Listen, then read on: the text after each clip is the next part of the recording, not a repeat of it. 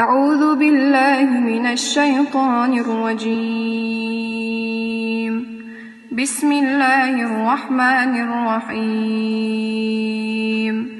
يسألونك عن الأنفال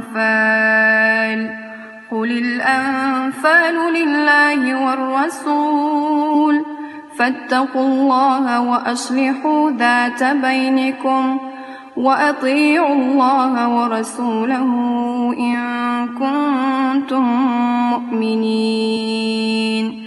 إنما المؤمنون الذين إذا ذكر الله وجلت قلوبهم وإذا تليت عليهم آياته زادتهم إيمانا وعلى ربهم يتوكلون.